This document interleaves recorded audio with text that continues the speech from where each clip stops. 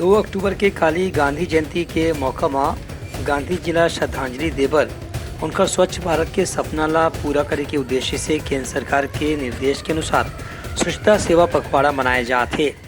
यही कड़ी में आज दंतेवाड़ा में घलो स्वच्छता सेवा पखवाड़ा की शुरुआत हुई। ये बेरा में नगर पालिका के मुख्य नगर पालिका अधिकारी पवन मेरिया अपना अधिकारी और कर्मचारी मन संग मिल करके दंतेवाड़ा के जम्मू वार्ड में साफ सफाई की शुरुआत करी। संगे संग वहाँ के आराध्य देवी माँ दंतेश्वरी के मंदिर परिसर में घलो भी हिनियाले ही स्वच्छता पखवाड़ा के शुरुआत करेगी। ये अभियान में नगर पालिका के पार्षद और जनप्रतिनिधि मन घलो पूरा उत्साह के संग भाग लीन। संगे संग स्थानीय जनता मन घलो भाग लीन।